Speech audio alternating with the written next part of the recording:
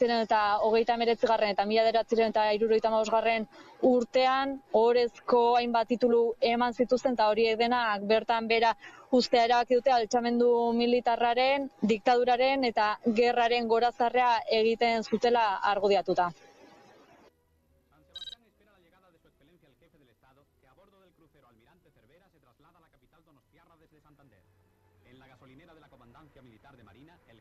Alde batetik, Frankori emandako probintziako seme kutxunaren titulua kentzea.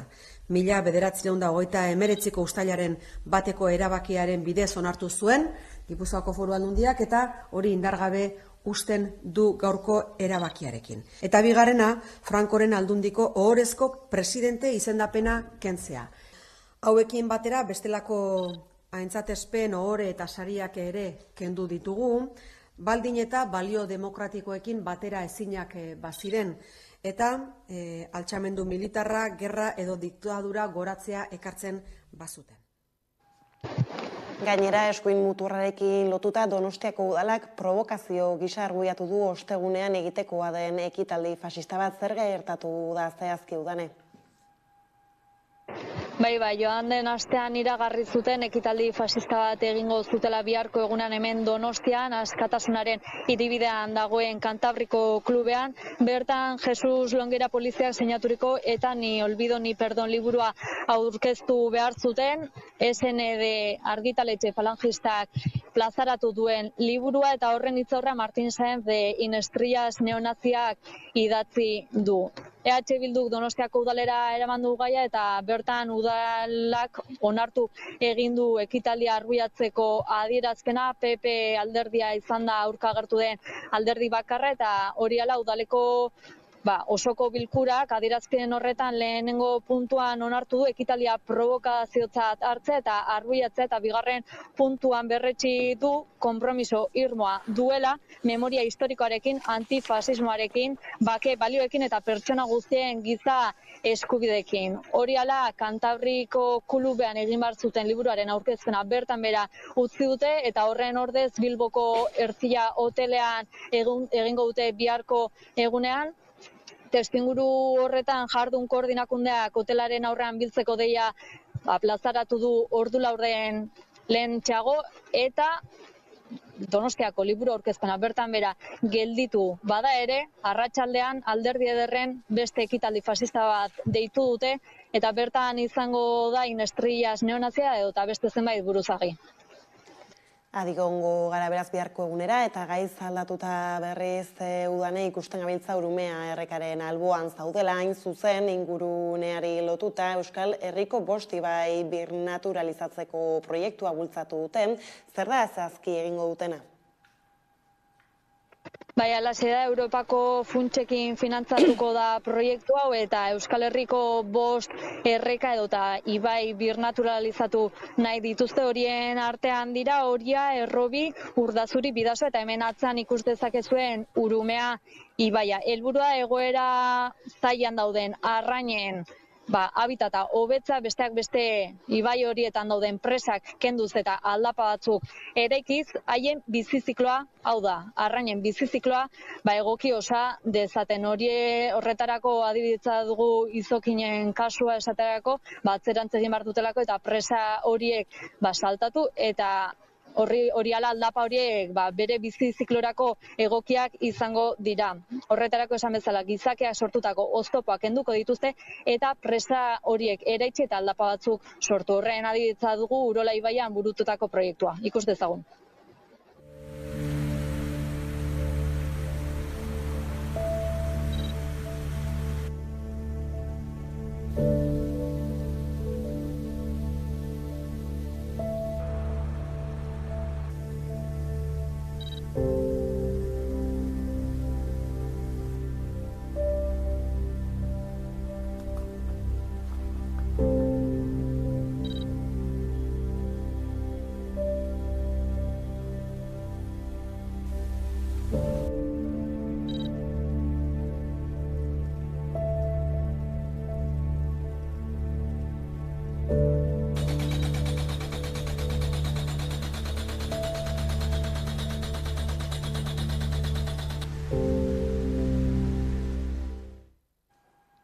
Eta bukatzeko Donostian zaudela aprobetxatuta udane, de bizik, hirian alokagai dauden bizikletek, 162 inguruko hazkundea izan dute bidaietan, badaxetasun gehiagorik?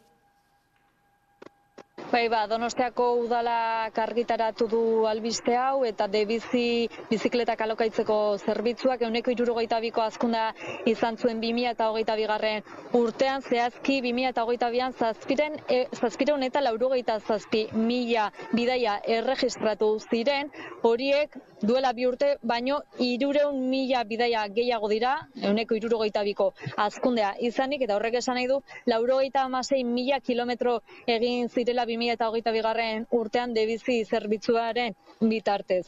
Horiek 205 kilometro dira eta aipatzekoa erabilera handien ematen dioten adintartea 26 eta 35 urteko biztanleak eta herritarrak direla. Ondo da, udane, honekin hemen utziko dugu konexioa, eskerrik asko eta hurrengora arte. Bai, mi esker zuei. Bada memoria historikoa hitz egiten hasi gara eta horrekin lotuta bada berri gehiagorik. Beste 4 kereia aurkeztu dituzte erregimen frankistaren krimenengatik. Memoria demokratikoaren legeak nazioarteko itunak betetzera derrigortzen du eta auzitegiei eskatu diete kereiak aintzat hartzeko diktadurako torturek eta krimenek ez dutelako preskribatu adi. Frankismoaren biktimek 30 agente baino gehiagoren aurkako 4 kereia aurkeztu dituzte gizartearen aurkako krimenengatik. Hala jakinarazi du astearte honetan Argentinako kereiaren aldeko estatuko koordinakundeak Madrilen. Salatutako kasuak Montxo Reboirasen hilketa eta Vicenta Limaina, Maria edo Julio Pachecoren aurkako torturak dira. Kereia horien artean Maria Concepción edo Gilena dago, Iruñeko epaitegietan aurkeztutakoa. Maria Concepción edo gogorazi du torturak jasan zituela 1963ko ekainean. 19 urte zituelarik Iruñeko telefonikaren eraikinetik sindikatu baten eskuorriak jaurti eta banatu ondoren.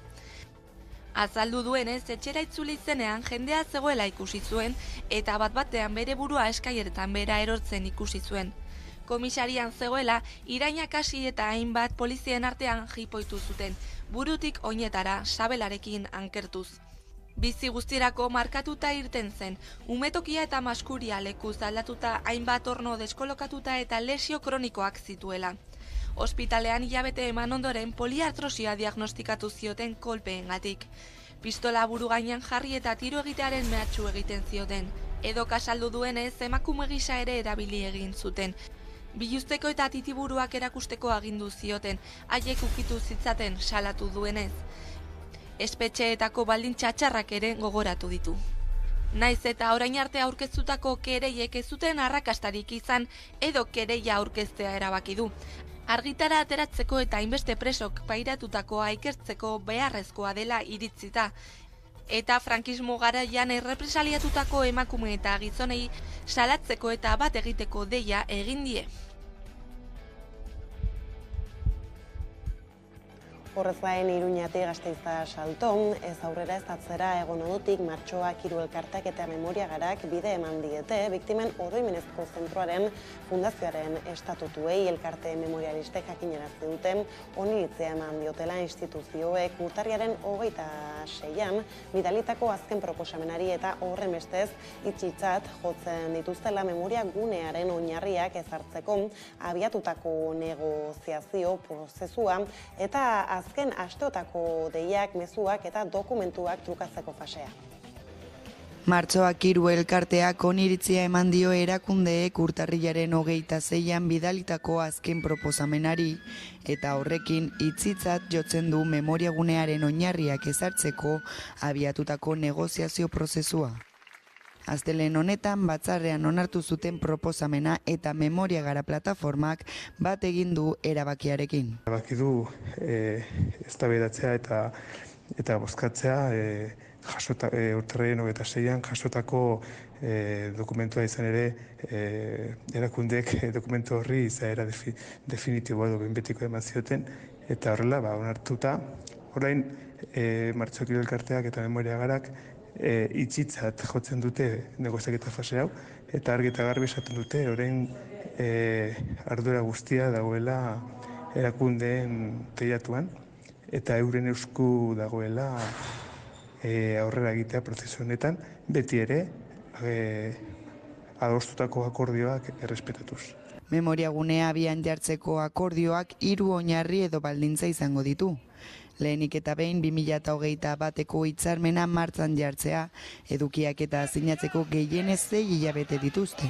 Bigarrenik, helburuei dagokienez ikuspegi dinamikoagoa eta etengabe eguneratzen dena gehitzea eta maila guztietan egiaren, justiziaren, aitortzaren eta erreparazioaren eskubideak aldarrikatzea. Azkenik, martxoak 3ko biktima batek ez du fundazioaren ohorezko zuzendaritza kargurik beteko, baina horren ordez, lehendakari ordetza karguan izatea onetsi dute elkarteek. Bestalde, azken egunotan Espainiako gobernuak patronatuan sartzeko asmoa iragarri du. Aurrekontu orokorretan proiektuarentzako 600.000 euro bideratu ostean. Eusko Jaurlaritzak, Arabako Aldundiak eta Gasteizko udalak ziurtatu dutenez ez dute eskaera ofizialik jaso. Biktimen elkartea berriz erabaki horren aurka azaldu da. Gaiz aldatuta berriz, Ipar Euskal Herrira begira, Seaskako 21 guraso eta langilek ekintza egin dute Bordeleko errektoretzan. Frantziako Hezkuntza Ministerioak hizkuntza gutxituekiko eta bereziki euskararekiko duen politika baztertzailea salatzeko. Basoa eta brebeta euskaraz pasatu ahal izateko aldarrikapenari Parisek erakusten dion isiltasuna eta mespertsua deitoratu dituzte ikusi.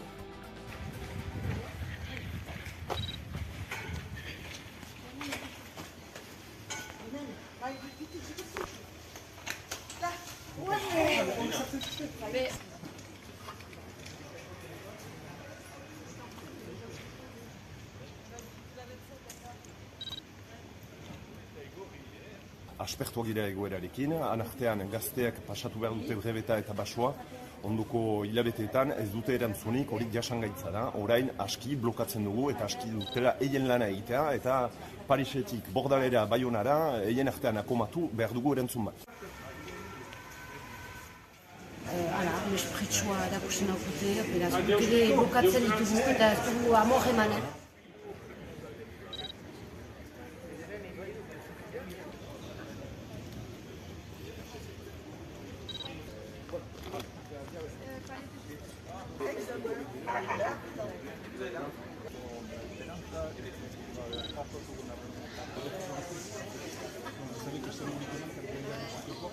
Haiek blokatzen dute, beraz guk, bai semurikoki blokatzen dugu, eta Bizanifo janderearekin eta Bordaleko jendeekin ez dugu mintzatu nahi, guk nahi dugu erantzun bat basoari buruz, brebetari buruz, Parisetik.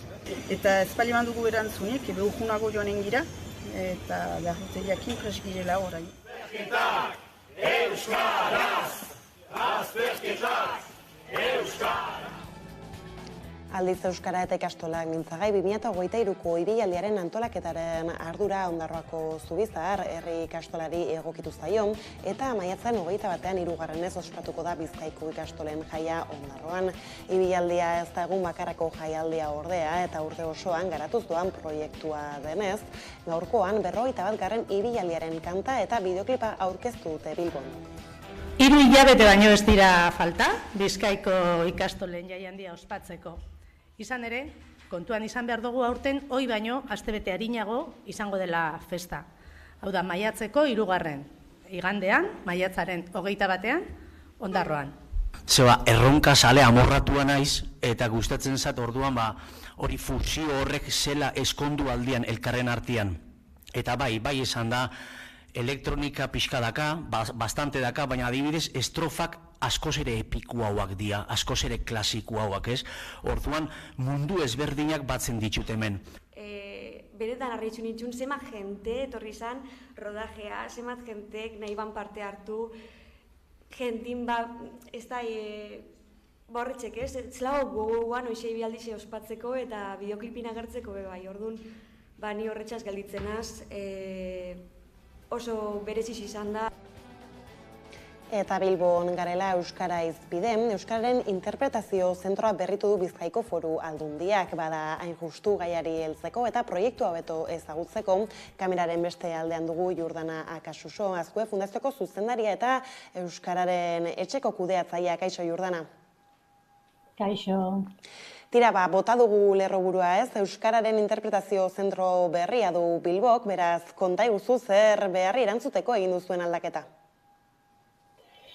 Beno, proiektua ez da berria, 2004 urtean lehen aldiz ireki zituen ateak, Euskararen interpretazio zentroak, baina ia 24 urte pasa ondoren, argi eta garbi esan dezakegu gauza asko kontatzeko daudela, eta batez ere gauza horiek era ezberdin batean kontatzeko garaia iritsi zela. Eta, kasu honetan, azkenengo berrikuntza honen bitartez, lortu nahi izan duguna da, aurreko erakusketak faltan zuena konpontzea edo horri buelta bat ematea. Eta,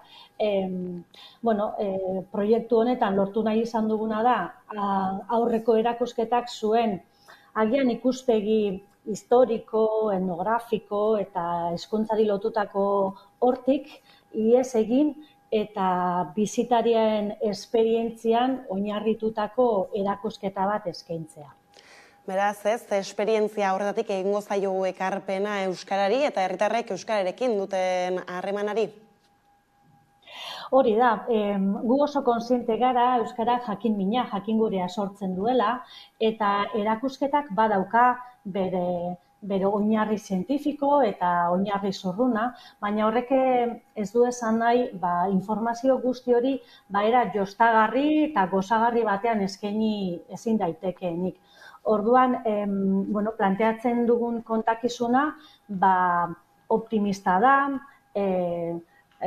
itxaropenez betetakoa, azpimarra jartzen du orain arte egin dan lan guztian, eta baita ere pentsaraztera bultzatzen gaitu.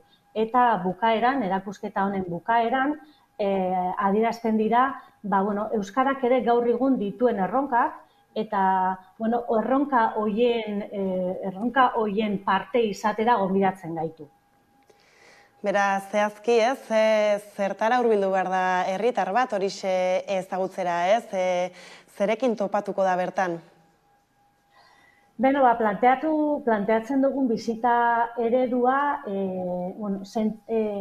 zentzumenetan oinarritzen da, hau da, ohituta gaude agian euskara irakurtzera, askotan ere euskara entzutera, zaila izango litzateke euskara usaindu eta dastatzea, baina bai euskara sentitzera gonbidatzen ditugu.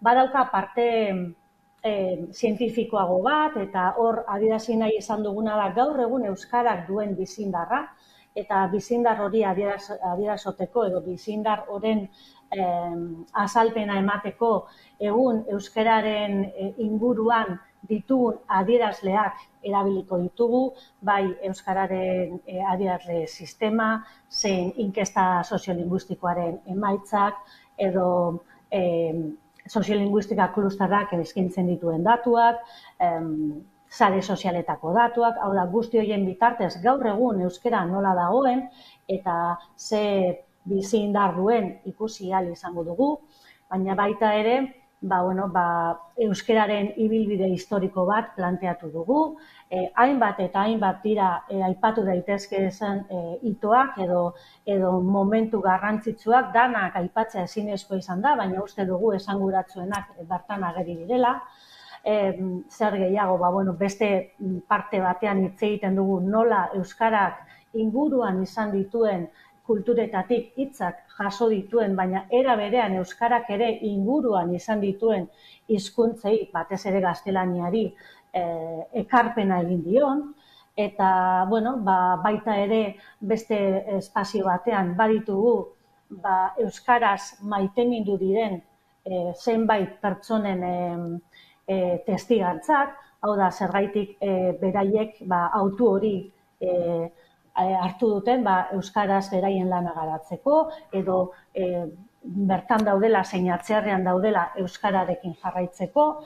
Orduan, badago ibilbide nik esango nuke interesgarria, adin tarte ezberdinetarako egokitua, ezagutza maila ezberdina duten pertsonentzako egokitua, eta, euskaldunok garenak harro sentitu gaitezkeen erakusketa bat antolatu dugu. Beraz, badira horrez, hainbat gauza eskuartean dituzuenak, beraz, herritarrak euskararen etxea ezagutzera bertatu daitezen mezua zabaldua dugu ere, beraz, honekin ere hemen utzi behar dugu konexioa, mila esker Jordana eta hurrengora arte. Zu hori, eskerrik asko, laster arte. Bada euskararekin lotutakoak aipatuta ekonomia arlora egingo dugu orain jauzi, izan ere soldata berdintasunaren aldeko nazioarteko eguna da gaurkoan, eta horren arira soldata arrakala salatzeko eta sexuen arteko soldata berdintasuna aldarrikatzeko protestak egin ditu Labek Bilbon eta Iruñean. Gaur mobilizazioetan sindikatuak aldarrikatu du itunak berritzeko negoziazio kolektiboetan kontuan hartu behar dela emakumeen diskriminalizazioa. Eta era berean, sexuaren araberako lan banaketarekin amaitzeko neurriak eskatu ditu Labek. Gainera, soldata berdintasunaren aldeko nazioarteko egunaren karietara 2024ko martxoaren 8 jai eguna izatea proposatu du Idoia Mendiak, Eusko Jaurlaritzako lehendakariorde eta lan eta enpleguko sailburuak.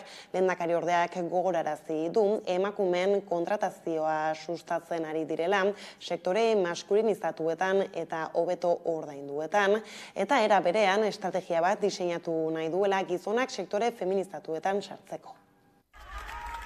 Soldata berdintasunaren aldeko nazioarteko egunean, soldata arrakala salatzeko eta sexuen arteko soldata berdintasuna aldarrikatzeko protestak egin ditu Labek Bilbon eta Iruñean.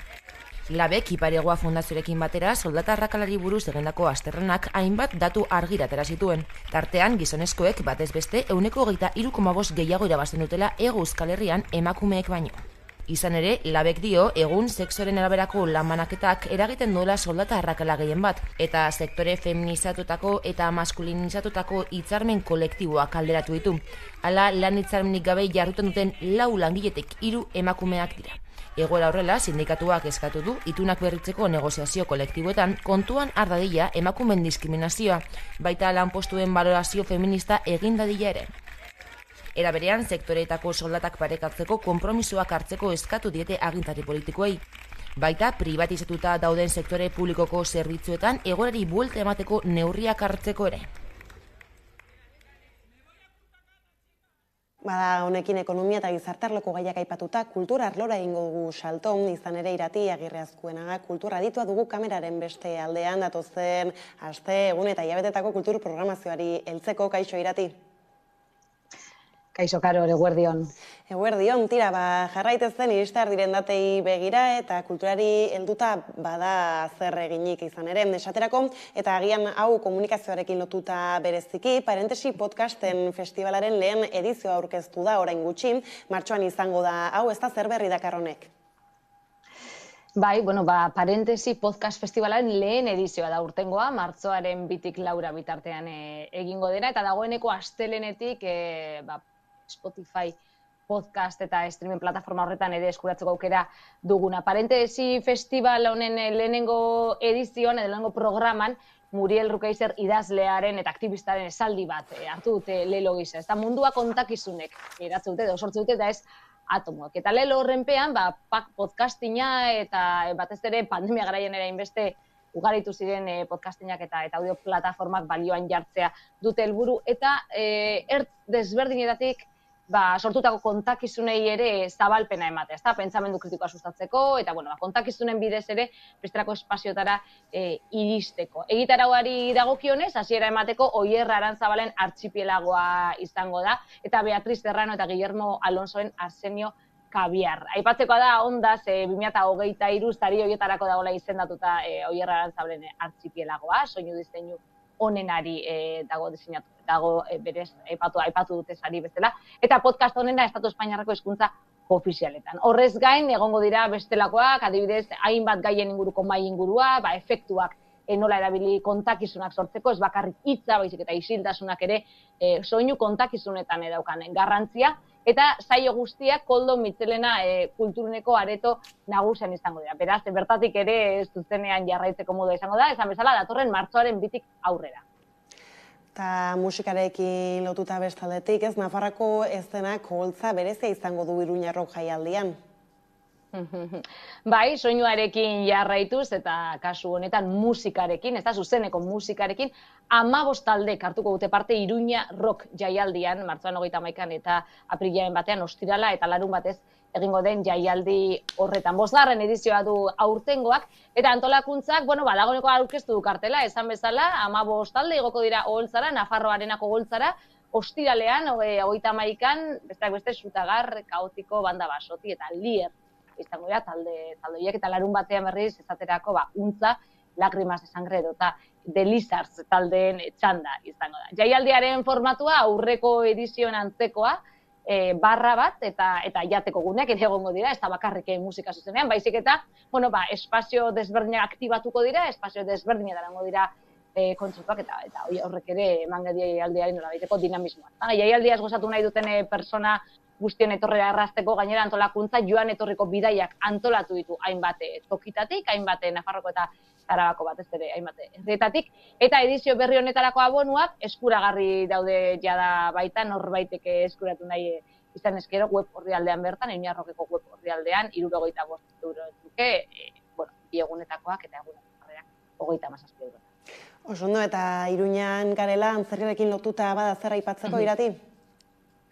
Bai, Iruñan bertan baita ere, jarraituko dugu bertan, baina kasu honetan musikatik antzerkira salto egingo dugu. Irri ziklo Iruñako euskarazko umore zikloari emango diotelako hasiera, datorren ostiraletik aurrera. Martxoaren 3 bazat 29 egingo da, Irri ziklo izeneko euskarazko umore zikloa, Iruñako Nafarroko antzerki eskolan, Iruñako Alde Zaharrean kokatutako Nafarroko antzerki eskolan, arratsaldeko 7 izango dira orotara 4 emanaldi programatu baituzte edizio honetan, eta hasiera emateko, zikloari martxoaren 3 hasiera emateko, Anton Telleriak nekatuak, bakarrizketa egingo du barkatu.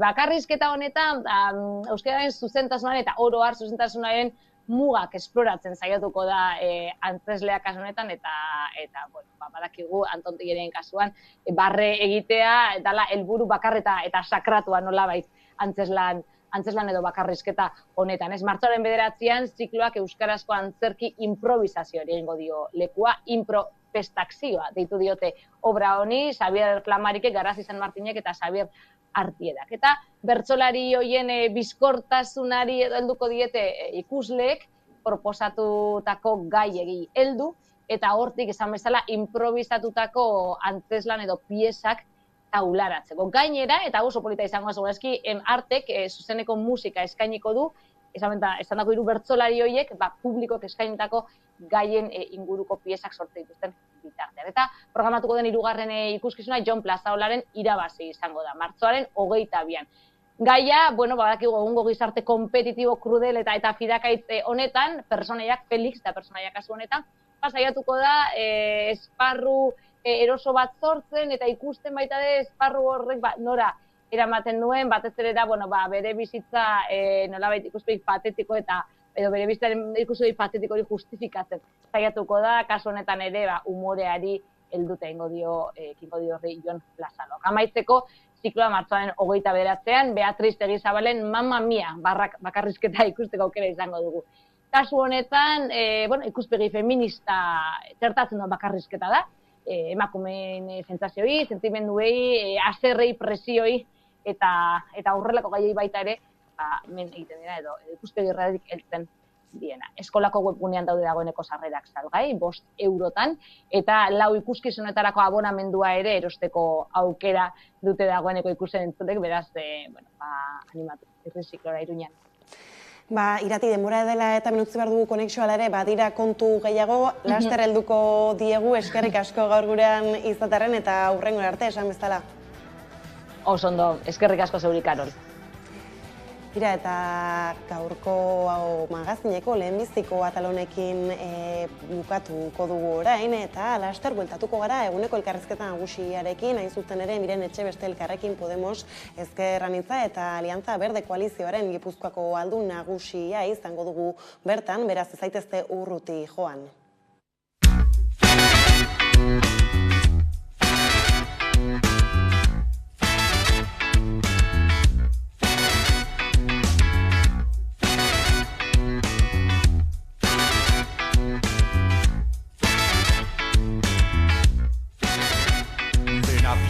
Gora doa, asfaldiko errepika, kapitalismoa ozonoa, Wall Street karbonoa. Langilearen zat, neurriak, murrizketak eta trabak, eta elitea elikatu. Immigrazio masiboa nunda integrazioa, kresian konzentrazio esparrua. Batzuentzat egazkin pribatua, besteentzat plastika zaharrezko barkua. Kaixo goiregea, eta ondala paratazte eta genuen gure single berria amaitu baino lehen. Eta bueno, Amaika Telebistan bizi musika programan ikusi ahal izango ze bideoklipa, eta bueno, espero dugu gustatzea. Seguro nago baina gero ez, biozkate dio baietz. Batu garen bitima bestein, zoria ez dala beharrez.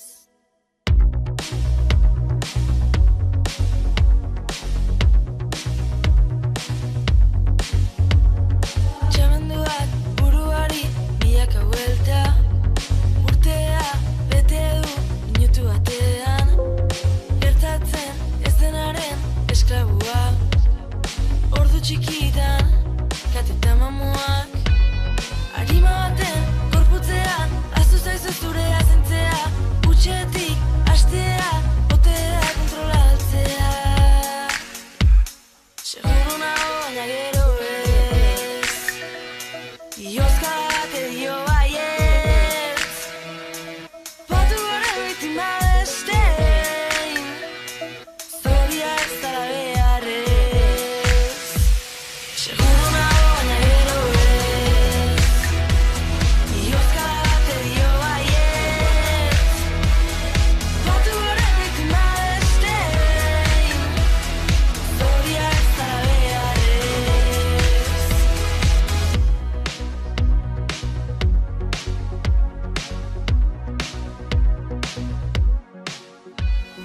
Itzekin, mina baintzen, hizkuntza hori ez duzu ulertzen. Amaitu, baino lehen, hasiera berriak irudikatzen. Denboraz, autoespazio, uzaroan etxean ozgiro, zirkulua iritsita akatsak, birziklatzera konderatua.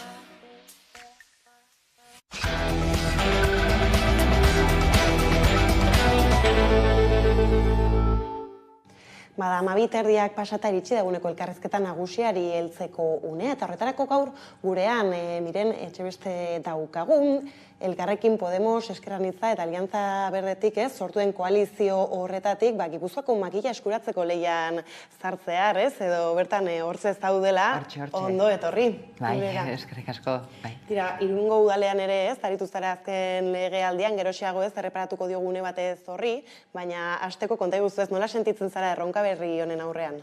Goguakin sentitzen naiz. Eta gaina, zerikusi handia daka baitare udal gobernu batean egondako esperientziatik ez. Udaletan ikusten dugu zein neurritan baldintzatzen gaituen gure bizitza eta gure aukerak eta gure gaitasunak ere bai aldunditik erabakitzen direnak, erartzen diren erabakiak.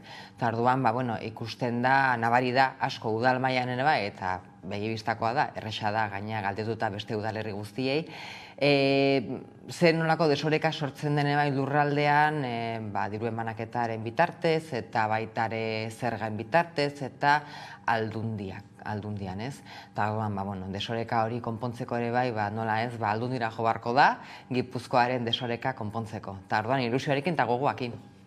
Hori ondo dago, ez? Berezik horrela heltzea, ez? Erronkari. Eta aldundia aipatuta, ez bada berri bat, atzo bertan jakinarazi zigutena, edo bueno, ez? Entzuna izan zena, eta hau da, Gipuzkoako Foru Aldundiak Semekutunaren tituluak heldu diola Franco diktadurari, ez? Nola jaso duzu zuek berri hori? Pozez, baina baitare pentsarazi behar dugu, ez? 47 urte pasatu behar izan dira. Ia mende erdia horrek gogorarazten digu zenbat urtetan, ez da trantsizioa egon eta demokrazian, hainbeste urte egon da ere, gure instituzioetan eta egon direla frankistak izan direnak eta horrelakorik egitea moteldu oztopatu dutenak ere bai. Orduan, behar izan dira 50 urte eta ziur asko baitare belaunaldi aldaketa bat hori lortzeko. Pentsarazi daiteke ere bai, zergatik hainbeste denbora Euskadin, ez? Horrelako zer gertatzeko, galdu beharko zaio ere bai, EAJari eta PSeri zergatik behar izan duten hainbesteko denbora horrelako erabaki bat hartzeko, ez? Demokratikoak izan da eta bendi defendatu izan da ere bai, memoria egin behar dela, demokrazia babestu behar dela eta trantsizioa erabat osatu behar dela, zergatik itxaron duten hainbeste, ez? Ni galdetuko nieke, ez dakit, izango dituzuten hemen galdetzeko ere, baina galdera hori botatzen diet, ez? Zergatik itxaron duten hainbeste. Ganera hortxe geratzen da, eta erantzunaren zain bueltatuko gara, ez? Hauteskundei begira, izan ere, maiatzera begira koalizioan aurkeztu zarete ere, ez? Zer berri daka horrek? Gu beti hasieratik jaio ginenetik hasi ginen beti indarrak batzeko helburuarekin, ez? Argi dakago gure espazio politikoa anitza dela eta aniztasun hori jasotzen duna hautagaitza izan behar duela aurkezten duguna edozein instituziotarako, ez? Eta espiritu horrekin jarraitu dugu eta gero frogatu dugu ere bai, hauteskunde koalizioak osatzeko momentua iristen denean sortzen ditugula.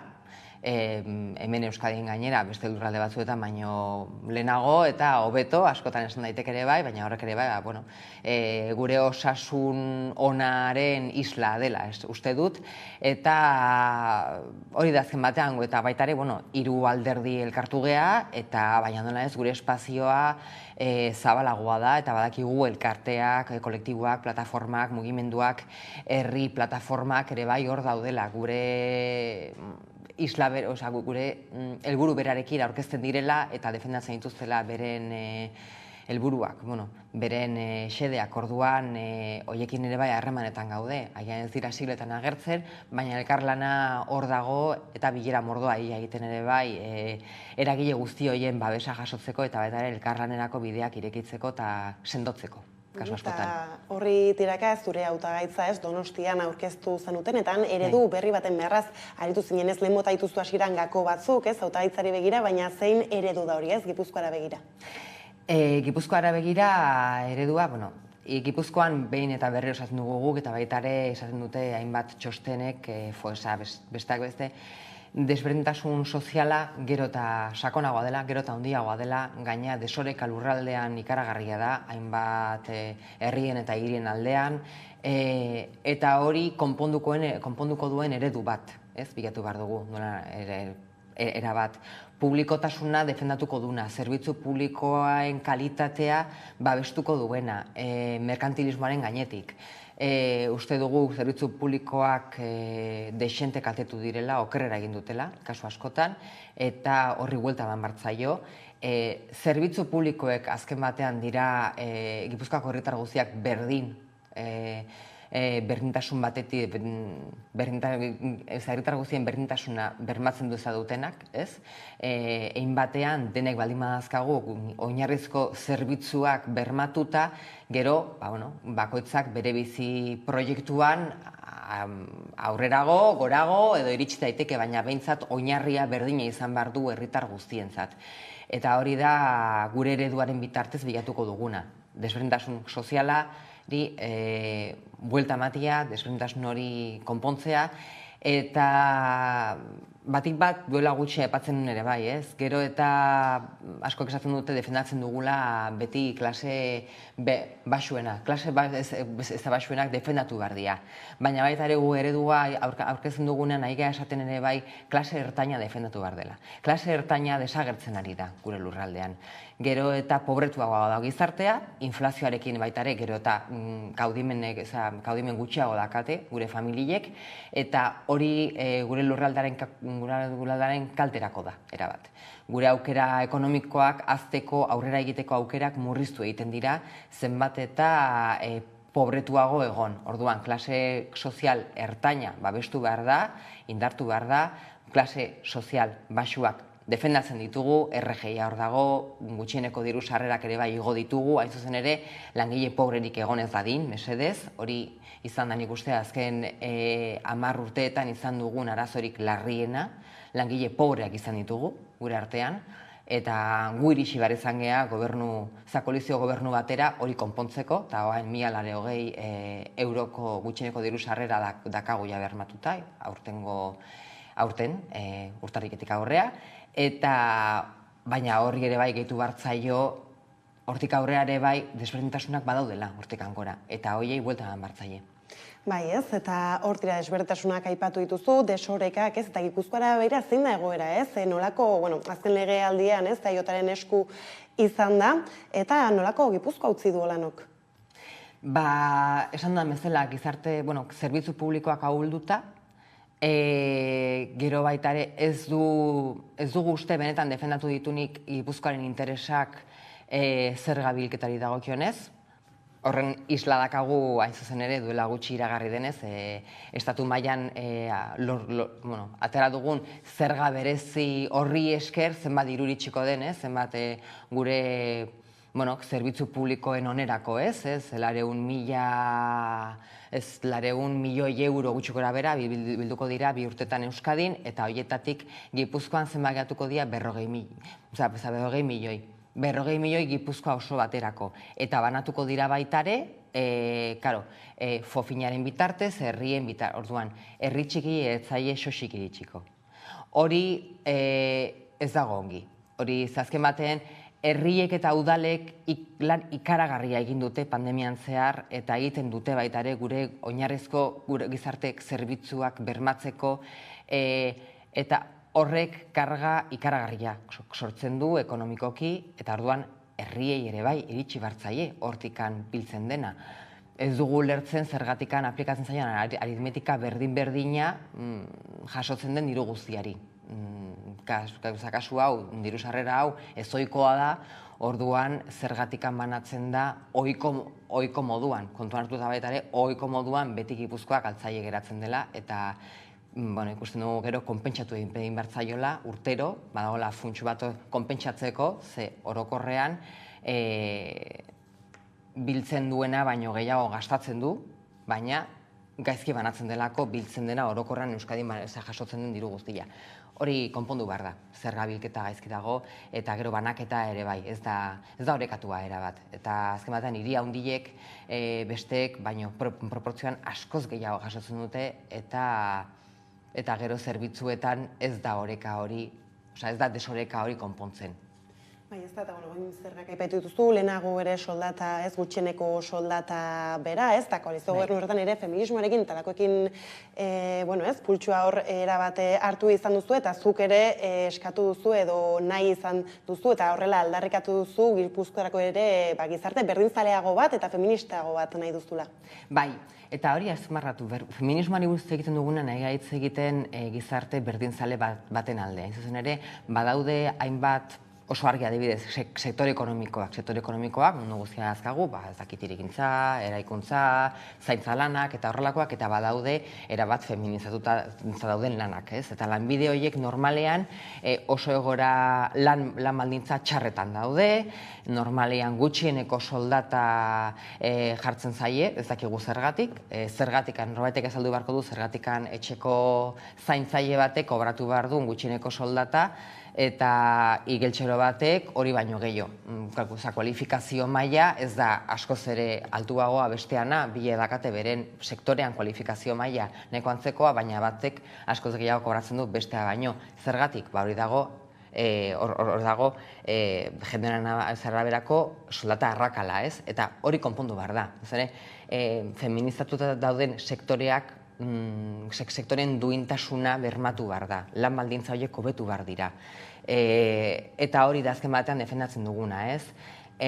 Ongi dago esatia, zenbat, normalian gizonenak izan diren ogibideetan emakumeak gero eta gehiago txertatu behar gehala, dudarik gabe, baina normalean emakumeenak izan direnetan ere bai gizonak txertatu behar dira. Desoreka hori ere bai konpondu behar da pixkanaka, eta nola ez, soldaten bitartez hori konpontzen da askotan. Normalean aukeran, inork ez du aukeratzen soldata basuena daka lanbidea, ogibidea, ez? Orduan hor ere bai badakagu zer esana. Adibidez, herrietan ikusen dezakegun adibide bat oso sinplea garbiketa da. Kale garbiketa maskulinizatua da eta eraikinen keza garbiketa keza feminizatua. Eta soldata desberdintasuna 25%koa da, gizonen alde. Batek azaldu dezake zergatik kalea garbitzea 25% gehiago ordaindu behar den eraikinak garbitzea baino, edo zergatik ordaindu behar den 25% gutxiago eraikinak garbitzea, kalea garbitzea baino. Hor badakagu adibide bat, feminismoaren bitartez konpontu daitekena. Esan genuen, genero perspektibarekin aplikatzen denean politikak hori konpondu behar daiteke. Eta hori da feminismoaren bitartez aldarrikatzen dena politikan. Beste esparru batzuetan, beste gazatuk, baina politikan feminismoa bultzatzen da horrelakoak konpontzeko. Bai, ez da injustu gaurko eguna da, soldata arrakalaren aurkako eguna, nolabait esaterren zehazki ez izena nola den, eta horri doia mendiak, ez, egunaren karietara esan du martxoaren 8, ez, jaiegun izatea proposatzen duela. Bai, bueno, ikusi genuen duela 2019 izan zen uste dut, benetan martxoak 8 hartu zuenean ikaragarriko, potentzia bat bihurtu zen batian egunura, baina batez ere greba orokor bat deitu zelako, eta orduan kaleak bete ziren emakumez, eta eslogana oso argi zegoen, gu gelditzen baldin magea, mundua gelditzen da, ni planto. Eta ez dakit jaieguna, nik uste dut, hobe dela grebaren espiritu azgaltzea, ze jaieguna daudena, adibidez, maiatzaren bata langileen eguna, azkenean jendeak hartzen du jaiegun bat bezala, eta ez grebarako edo aldarrikapenerako egun gisa nik gehiago defendatuko nuke eta eskatuko nuke berriro sindikatuek greba deitu dezatela, egun horretan, greba orokor bat, ze horrek bai markatzen du aldarrikapen bat ez dagoela horren atzean, eta da, emakumeak gelditzen baldin bagea, zaintza lanak gelditzen baldin badia, mundua gelditzen dela. Eta horretaz aparte ez, ekologismoari ere heldugura izan diozu, eta justo Gipuzkoan ez, egia da, azken aldean hainbat albiste ikusi ditugula, agian ingurumenarekin lotuta ere ez, izan erraustegia dela ez dela, gero energiarekin parke eolikoak hor, justo Gipuzkoan bada lana egiteko ez da. Bai, ekologismoaren aldetik dudarik gabe trantsizio ekologiko baten alde egin behar dugu eta hor badazkagu erronka handiak. Eta lurralde plan bat egin behar dugu, plangintza bat, hor dagona, nik uste lantzen nahi dira, baina ez dute inoiz argitaratzen edo bukatzen, eta da nola banatuko dugu lurraldea baitare parke eolikoak eta bestelako instalazioak ongi kokatzeko. Ez zuzen ere, zein kokaleku diren egokienak kontuan hartuta baita ere bioaniztasunari kalterik gutxiena egitea, bermatzen dela, ziurtatzeko.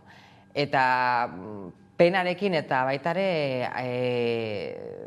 kezka handiarekin hartzen dugu nola kanpo enpresa batek erabaki dezakeen zein menditan jarri nahi duen bere instalazioa, Norvegiako enpresa batek, edo Suediakoa, edo berdin zein herrialdekoa, etorri daitekeen gure lurraldera eta esan mendi honen txontxorran jarriko ditut ez dakitzen bat dorre eoliko, haundilena daudena gainera ezagaitare, eta berdin zait bioaniztasuna bere interesa delako hori eraikitzea, eta gero baitare instalazio hori hainbat urtetan Iberdrolaren eskuetan geratzeko. Eta hor, herri horietan baitare, eta hau, aipatuko dut, EH Bildu ez dela horren aurka agertu. uste dulako trantsizio ekologiko bat egin behar da, eta orduan ezin dela parke eolikoen aurka egin. Nik uste dut parke eolikoen aurka ez dela egin behar, baina aztertu behar da lehenbizi lurraldea eta nun ezarri behar diren. Hain zuzen ere esan dudan bezala, bioanistasunari kalterik gutxiena eragiteko. Agian kokalekuak egokia dira, baina ezin du kanpo enpresa batek erabaki hori. Hori gure lurraldearen erabakia da, nun kokatu gauzak eta nun instalazioak. Zubietako zarroztegiarena, hori ja, ikusiko ditugu, ze gutxi gora bera, ja hasi dira, gero eta txosten gehiago agertzen, salaketak egon ziren guraso sor dago, eta eskertu bartzaile egin duten lana, eta ez dutela amore eman, eta kutsaduren jarraipena egin dutela, detetatu dituztela, txostena bilatu dituztela, EHUko ingenierien laguntza lortu dutela baitare txosten bat ateatzeko, eta ikerketa serio bat eta sendo bat egiteko. Eta atera diren egiak, gainera, egia dira, empirikoak, oso kezkagarriak dira. Ez zen ere, islatzen dutena da, zubietako instalazio hori, hasieratik gaizki egina dagoela, araudia ez duela betetze, hainbat mila geldialdi baino gehiago egin ditula, eta geldialdi bakoitzean isurketak egon direla, toksikoak, gainera, bertara eramaten diren hondakinak batzuk industriari datozela eta horiek ez direla egokiak erraustegiara eramateko, gero ez duela adibidez baitare helburuetako batzen energia sortzeko balio izatea errausketa horrek, ez du horretarako funtzionatu, baina hor bai dakagu udari gabe enpresa bat 35 urterako kontratua dakana. Eta bermatzen ari diogu sarrera ekonomiko bat enpresa pribatu bati, baina enpresa pribatu horrek ez ditu gauza ondo egiten eta gaina instalazioa guria da eta gaizki dago, orduan, mesedez, norbaitek eta hemen nik uste dut Asensio jauna, diputatu nagusirako hautagai izango dela PSrentzat, ingurumen diputatua da. Eta honekin beti bota ditu baloiak kanpora, ez du gardentasunez jo inoiz ez, saiatu da gauzei, egiten zaien galderei ez erantzuten, eta horrek islatzen duen gauza bakarra da, gauzak gaizki egina daudela, eta ez dakitela nola tapatu. Eta gero, aipatu dudana ere bai, 35 urterako kontratu bat, eta ikusita kudeaketa ez dela ona, eta gaina isurketak egon direla, eta enpresa horri baita ere zuzenean ja dagoeneko 100.000 euroko isuna jarri zaiola abenduan, bate pentsa dezake nola jarraitu dezake enpresa horrek kudeatzen instalazio bat ikusita gaizki egiten ditula gauzak, kontrolak ez ditula ondo ezartzen, kontratu hori ezin da berrikusi edo ez da berrikusi nahi. Galdera hori erantzumango dioteaz. Momenturen batean, Asensiok berak ere bai. Ez da kontratu hori berrikusiko, benetan enpresa horrek ondo egiten ari ondo kudeatzen du instalazioa, instalazio horrek gure ustez egiturazko arazo larriak ditu, konpondu behar da, berriro martxan jartzea, hobesten baldin bada. Hasieratik esan genuen errausketa ez dela konponbidea, baina behintzat egiten baldin bada ondo egin dadila, eta ez egiten ari diren moduan, gure osasunaren kaltetan, eta gero eta, ikusten ditugu, ze gero azken batean hor dauden akatsak guk ordaindu behar ditugu, bai osasunaren bitartez, edo baita ere gure zergen bitartez. Aipatuztu osasuna eta egiturazko arazoak ere ez, eta pandemian bereziki agian lehertu zen osasungintzan ere ez, edo hasi ziren arrakalak horre gehiago nabaritzen, bazirenak handiago egiten, eta orain esaterako, Donostia badugu, hor adibide garbia Donostiako ospitalea bera ez, eredua kolokan ere badagoela. Bai, gainera osasungintzaren eredua da, hor bai ez da lurraldekoa, baizik eta Euskadi mailakoa, eta EAJaren dinamika beste gai guztietan ikusten den bezala dena Bilborantz doa. Bizkairantz doa, Bizkaiaren hobe beharrez, eta ikusten dugu, Donostia aldeko sian gertatu dena azken batean da, desmantelatze prozesu horren ondorioetako bat, zer hor badaude hainbat zuzendari eta hainbat mediku ez daudela ados espezialitateak Bizkaira bideratzea ze horrekin, ez? Eta lehen arreta gero eta ahultzearen prozesu horrekin ez daude ados, ez? Ikusten dute beren hainbat urtetan zaindu duten proiektua desegiten ari dela eta osasun saila ez duela konpontzeko asmorik. Baizik eta hori desagertze horretan sakontzeko asmoa dakala. Eta batek esan dezake ez, egiturazko arazoak zeuden, eta saiatzen egia konpontzen, eta 27ko ikusiko dugu, bakize, aurrekontua, eta bla, bla, bla, bla, bla, bla. Azken batean dena, bla, bla, bla, bla, bla, bla, baina ondorioa da, osasun sailak ez duela konpontzen, ez duela konponketarako biderik benetan hartzen, bileretan hartzen dituen konpromisoak gero ez dela ausartzen sinatzera, hori izan zen azkenekoa, konpromiso bat hartu zuten, baina plataformatik esan zioten bale ados, orduan akta sinatu, ez zuen sinatu nahi izan, orduan hartzen diren konpromisoak benetakoak ez dira, eta hori da larria iruditzen zait, ze horrek kolokan jartzen du zen nolako zintzotasuna dakan sailburu baten hitzek zintzoak diren edo helburua dakaten mintzat bakarrikan isiltzeko, arazoak isiltzeko, baina ez konponketarik bideratzeko. Eta guk argi dakago zerbitzu publikoak sendatu behar dira.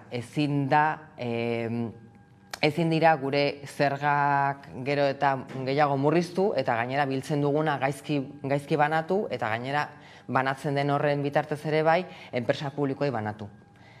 Duela gutxiak zailakin dugu EMQ eta bestelako osasun enpresa pribatuen urteko irabazien 30% Osakidetzatik datorrela. Esan genezake, enpresa pribatuen irabazien eren bat osasun publikotik etortzen dela. Gain kostu batekin, nola ez? Hori etekin ekonomikoaren bila dabiltza enpresa pribatuek.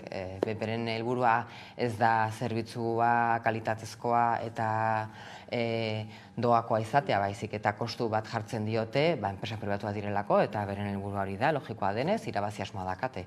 Baina zerbitzu publikoek ezin dute irabazi asmoa izan. Defizitariak izan behar dute, dudarik gabe, baina defizitaria da, zuzen ere, mantentzen direlako guztion zergen bitartez. Da, hori berdinak egiten gaituena gizarte, zerbitzu publikoa dira.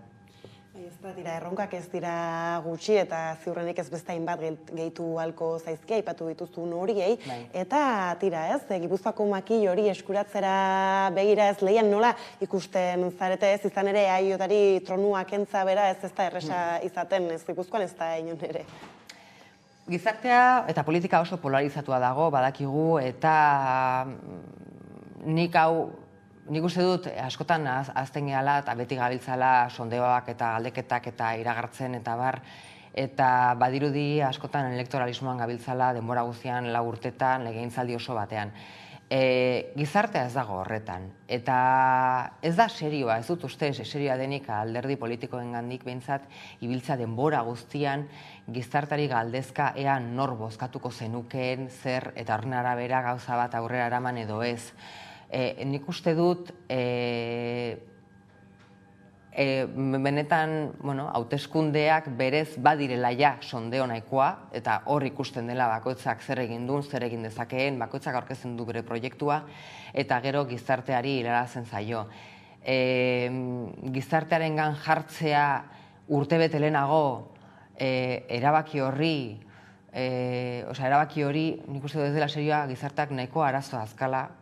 Eske gogoratzen dut, lehenengo sondeoa iragarri zela, nik uste dut soziometro hau, iazko udaberrian, urtebete lehenago, esaten duzu.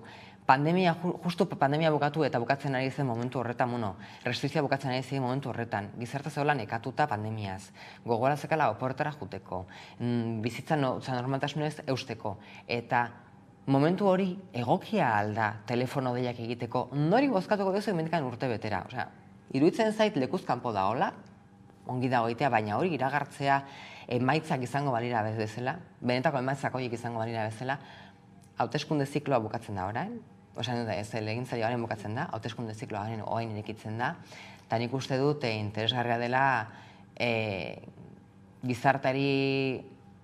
gizartea esaten ez dugu gizartea politizatua dagoela. Gizartea politizatzea ez dago gaizki, politikak gizartearengan eragina dakalako zuzenean. Orduan nik uste dut gizartari irakatsi bartzaiola ere bai.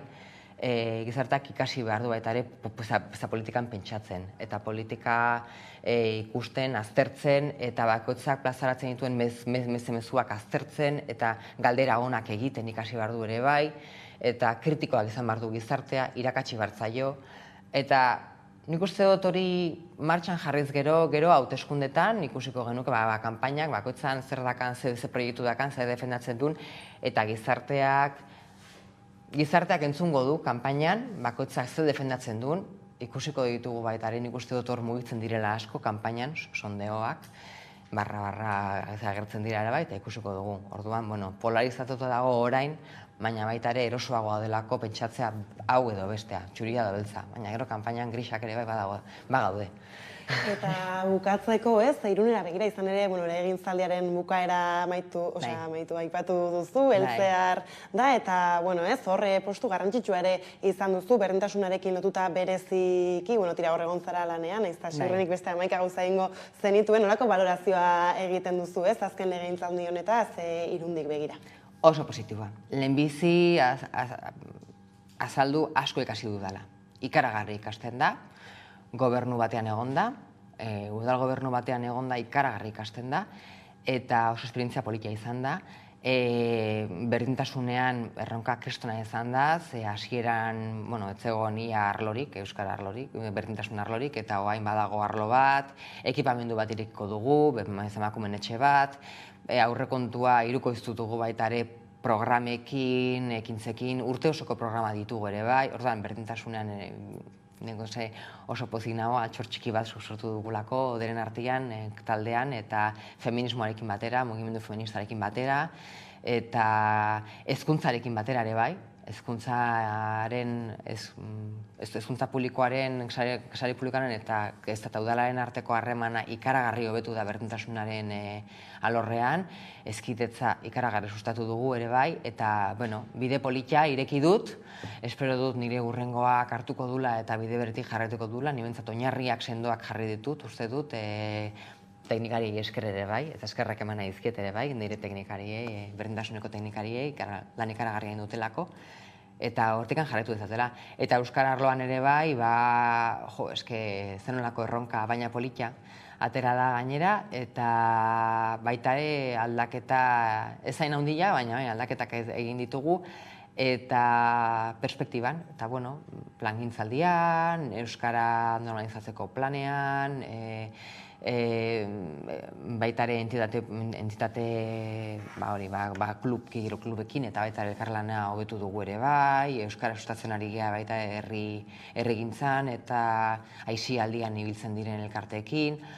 Oso politia izan da eta pozik, ze helburua hasiena izan zen zeharkakotasun hori lortzea udal barruan, berdintasuna beste departamentuek ere berdintasunean pentsatzen hastea eta klabe horretan lan egiten hastea eta ikusten dira.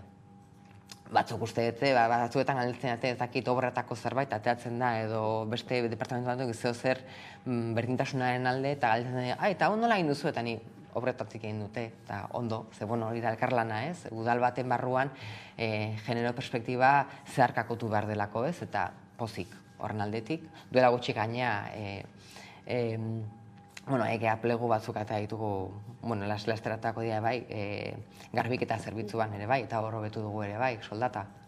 Orduan igo dugu, orduan, hitzarmen bat sinatuko dute berehala, nik uste dut sinatu dutela ja, eta garbiketa zerbitzuko emakumeen soldata hobetuko da. Orduan hor baita ere, lehen batu duna, eta etxez-etxeko zaintza zerbitzuak ere bai, berantolatu ditugu eta hobeto dago ere bai, orduan, zapozik. Beraz, badia lorpenak, orain zorte on, zure ibilbide berri honetan, demora gaitik hemen utzi behar dugu elkarrezketa, mila esker gaur gurean izatearren. Zuri. Eta laster izango gara hueltan solasaldiari ekiteko. Kaixo, Arimataldeko Paulen Auztue eta gure azken abestia entzutera gonbidatzen zaituztet. Kea eta larruak du izena eta gure disko berriaren aurrerapen kantua da. Beraz, entzun eta gozatu.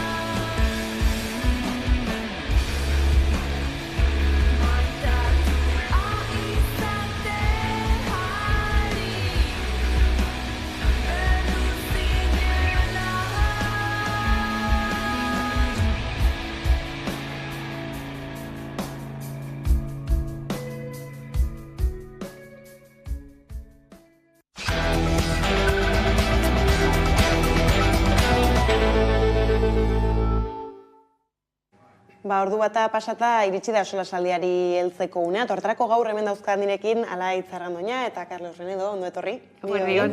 Eta hasteko Nafarroara begira jarriko gara, izan ere matrikula doan izango da haurreskoletan 27.000 eta 900 eurotik berako errenta dituzten pertsonentzako. Eta honetaz hitz egiteko Saioa Tapiz Lab sindikatuko 03 zikloaren arduraduna dugu kameraren bestaldean, beraz, ea nola iristen dio berak, honi, kaixo?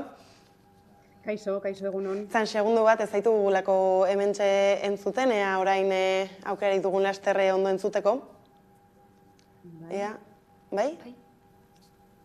Bai? Bai, orain bai. Eskerrik asko. Tira, horixe ez, aipatu dugu, Jimenok azaldu du, 27.900 eurotik berako errenta dutenentzat, ez, doakotasuna zabalduko dela haurreskoletan, nola heltzen diozue berri honi, edo ez, zer suposatzen du? Bueno, jauzi bat da doakotasunaren bidean, eta behar gehien duten familiei jaitsi zaie tarifa.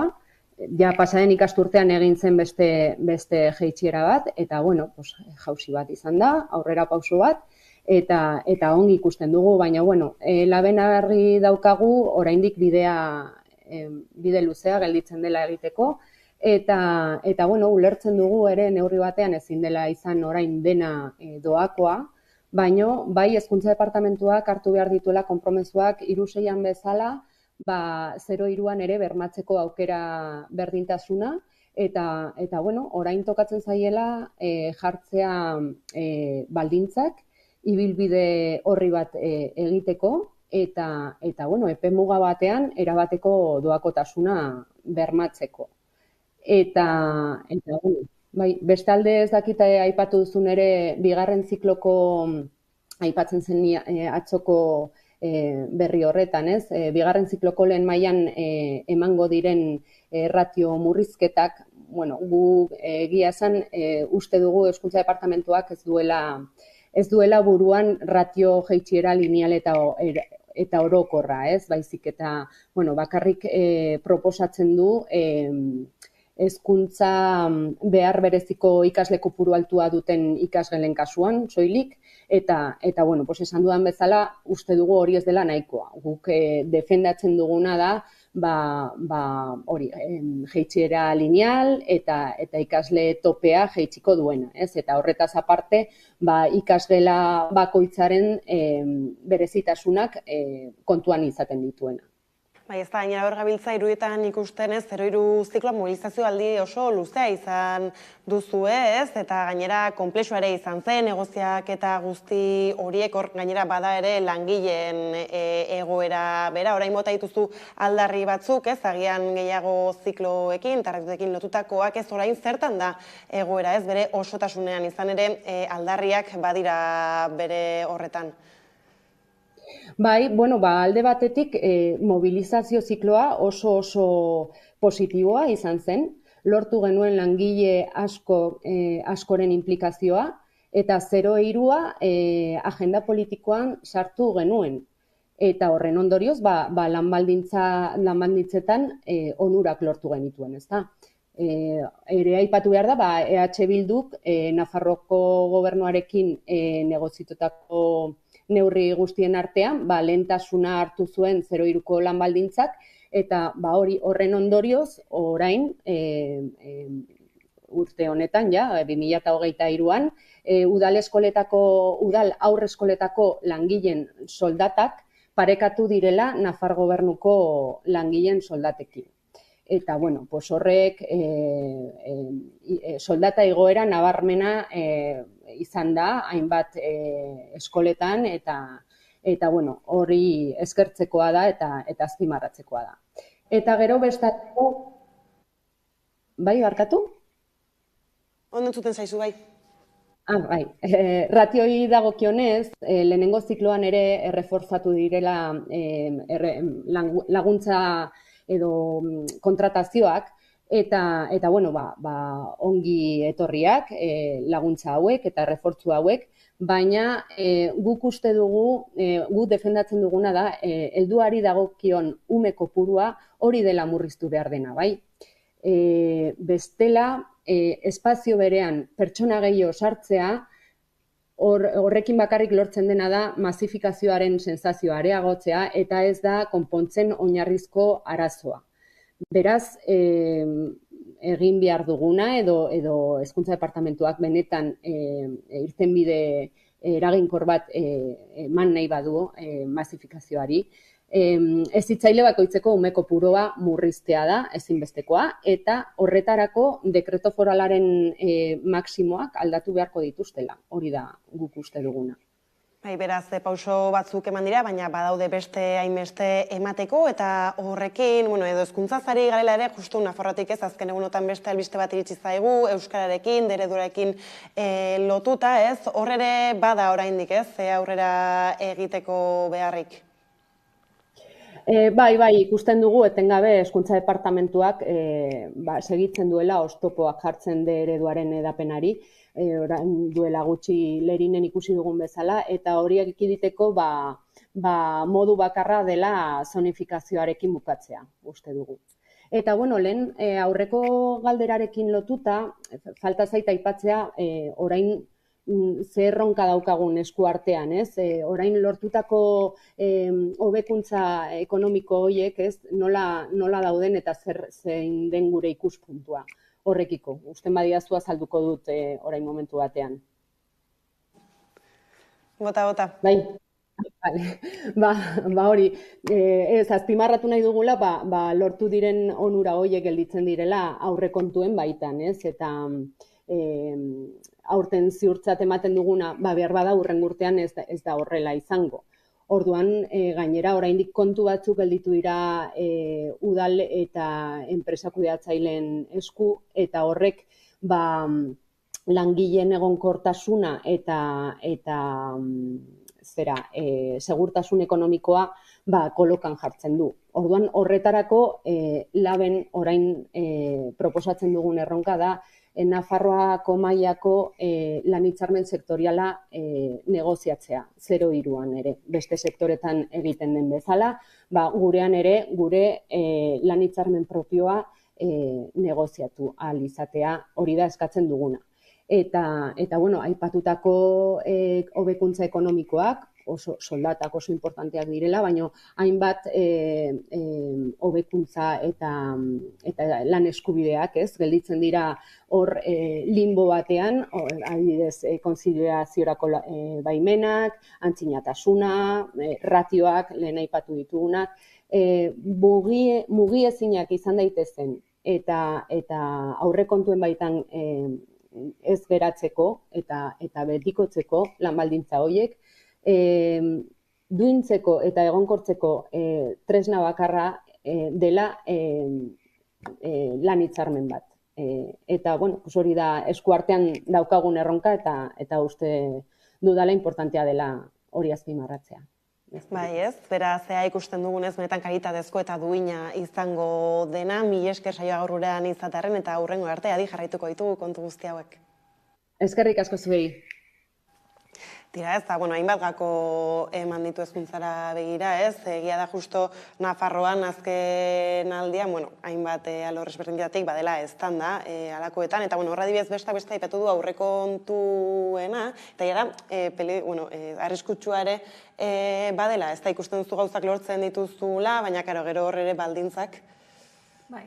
Lehenengo eta behindik azpimarratzekoa da, nola 0,3ko hori, hezkuntzan edo batzutan ematen du ez dela garrantzitsua eta batzutan pentsatzen dugu hor lan egiten dutenak direla begiraleak eta ez hezitzaileak, eta nik uste dut hori aldarrikatu behar dutela, bestela bigarren mailako langileak bihurtzen dituzte edo bihurtzen ditugu, eta hori hitzarmen propio bat lortzeko oztopoak ipintzen ditu, ez? Eta nik uste dute hori berak esandakoa ratioaren kontua edo espazioaren kontua, ez azken finean pentsatzen baldin badugu aparkaleku bat dela, umeen aparkaleku bat dela, barduan hor ikusten da zenolako lan baldintzak dauzen, zenolako inbertsioak dauzen sektore horretan, ez? Eta ikusten dugunez, zoritzarrez da sektore bat oso feminizatua izan dena eta horrek esan nahi du bebai oso prekarizatua izan dena, ez? Eta nik uste dut oso garrantzitsua dela batez ere hori mobilizazioak egitea, ze bakarrik mobilizatzen eta gizarte presioa egiten lortuko dute nahi dutena, ez? Eta gero, aipatu ez duena da, bebai aurrerapausoak egon direla jantokian, ez? Eta nik uste dute jantokien garrantzia mahai gainean ipini zen pandemia garaian, ez? Nola ikusten zen, ume batzuk oinarrizko janaria edo janari garrantzitsuena jaten zutela jantokietan eta batzutan, hori da bermatu behar dutena instituzioek. Zerbitzua, oinarririk. Eta zerraitik da hain zaide jartzen zaizkia inbeste oztopez hitzarmen propio izan ere ez behar lukei bidea, ez, zentzu horretan izan.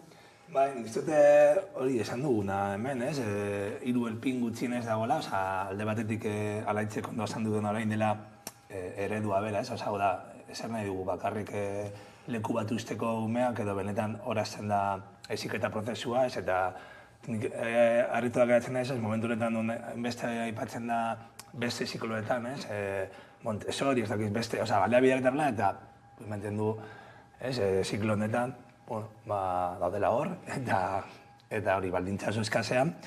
Nik uste dagoela beste dela, jendarte moduan, zaintza lanak noren esku geratu behar diren, eta egia da, ez bada eskubide unibertsal bat, ez bada doakoa, badakigu nortzuk egingo duten zaintza lan horiek berriro emakumeek egingo dute, eta kasu batzuetan adineko pertsonak, edo hori ere bai, uste dute orduala, eta hirugarren azuk horren aipatu duzuna dela langileen baldintzak, ez?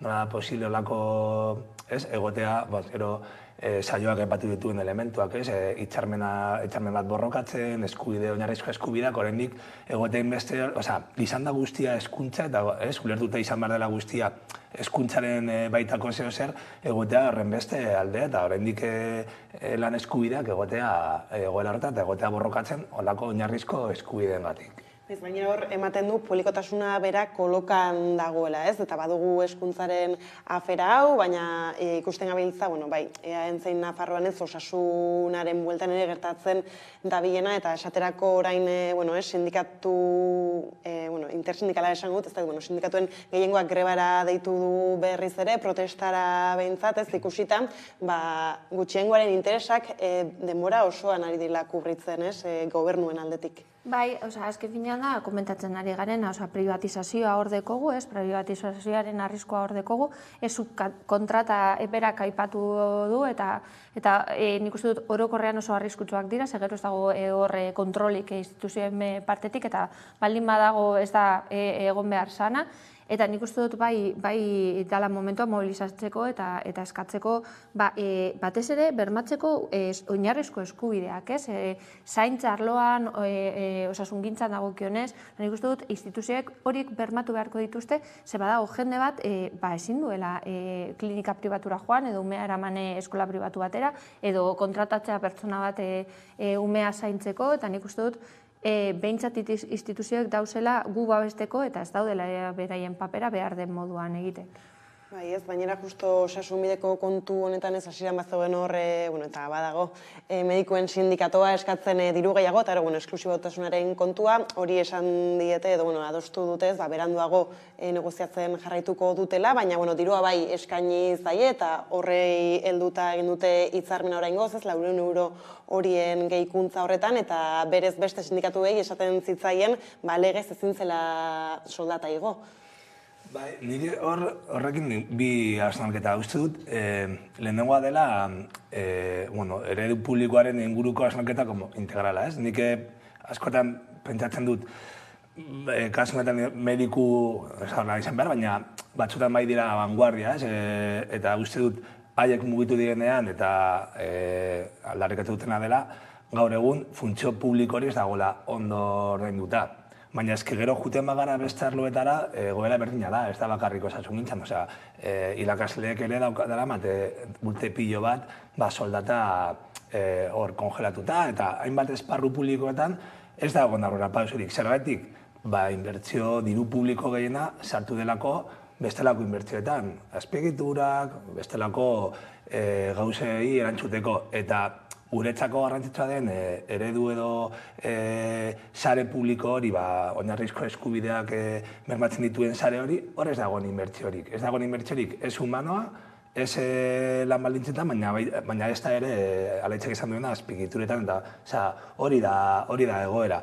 Eta nik uste dute horrekin dela, alde batetik, lehenengo azalketa hori, dela, langile publikoa, ez beti handik egon dela mantre bat, egiten artean, baldintza honak izan dituenak, gero eta gehiago azken aldian egoerak oso kaskarrak dira, eta jendea mugitzen denean da egoera ona zelako, ez da privilegioak borrokatzeko.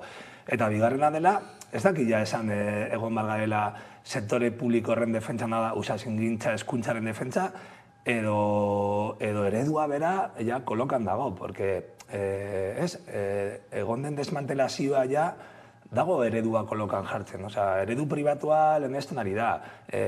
Pasaren astean Bilbon egin ziren mobilizazioetan, aipatzen zenan den lehen arreta dagoela erabate desagertuta. Baina ez dute esaten bakarrik erabiltzaileek, langileek ere esaten dute. Eta jendea, nik hausan jendeak esaten zuen, ezken di orain, juteko ez dakizen medikura jun behar naiz, ez dakizea ausora, mugitu eta ezin dut. Adinagatik orduan. Lehenengo arreta hori, guretzako egiturazko zerbitzu eta eskuide bat dena, desagertzen edo dago bidean desagertzeko orduan. Ez dakit ja egin behar dugun horren defentsa, edo igual da berriro eredu berri bat, edo eredu bat jarri behar dela indarrean, porque desagertzen ari da, erabat. Zerotik aldatzearen horri? Bai, azken finean zuk aipatutakoa.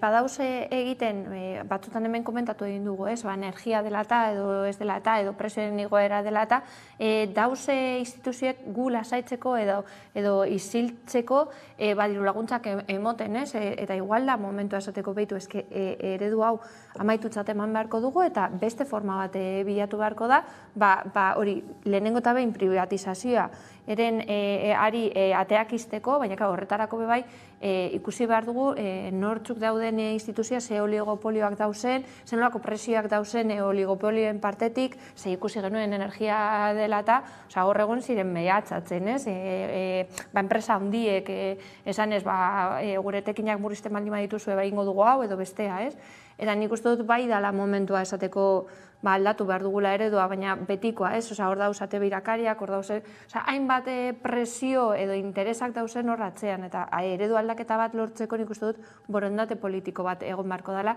eta nire ustez momentuz ez dagoela, eta horretarako nik uste dut presio soziala inoiz baino garrantzitsua dela. Bai, ez bide horretatik agian eragin beste edo, eta lehen auztuak aipatu dituzu, eta agian ez hortik hasita.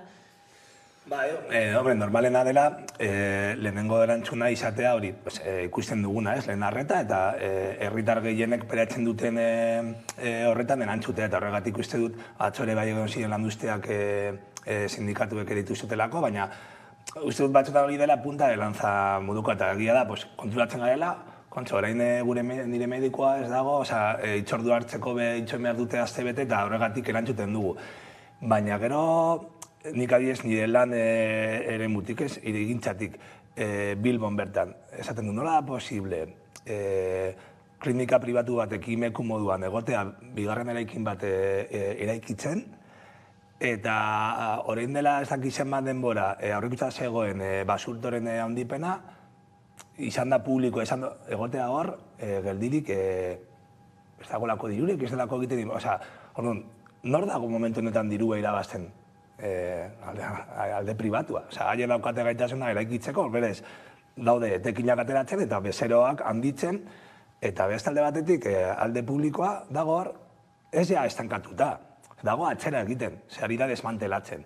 Orduan ez dute hori normala dela auzoetatik edo lehenengo zerbitzetatik erantzutea, baina uste dut arazoa dela oso integrada edo nahiko orokorra. Ari gara ikusten cruces, kardio, como es, espresio, baina uste dut horren azpian dagoela iceberg handi bat, dela eredua bera, osasungintza eredua bera dagoela desegiten ari dela. Gainera nik uste dut izan da, aspalditik hartutako erabakia, batzutan entzun dugu hori pandemia aitzakitat hartzen, gauzak moldatu direla edo neurri batzuk, berri batzuk esarri direla, baina gero ikusita gertatzen ari dena, hori aldez aurretik programatutako ibili bat jarraitzen ari garela, eta Horrek beldurra sortzen gaitu, orokorrean, eta hori da gelditu beharko duguna, eta zuk aipatu duzuna ez da bakarrik osasungintzan hainbat esparruetan gertatzen ari da, ze nolako lehentasunak hartzen dituzte proiektuak aurrera eramaterakoan,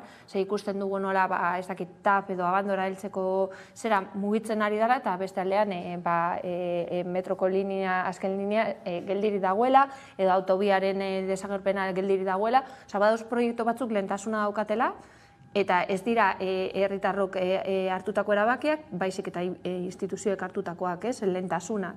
Eta nik uste dut horre jendea zehoz ere esan beharko duela.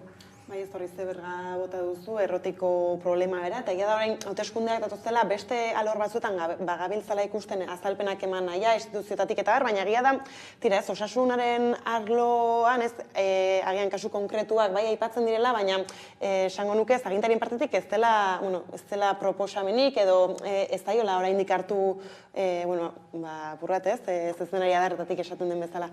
Ba, indizete estrategia dela kokatzea kasu isolatu modukoak, ez? Eta hori da, batzutan bai gertatzen dela bai korrupzioarekin, ez? Ez dago korrupzioa, daude kasu isolatuak, gero daude 40 kasu jarraian.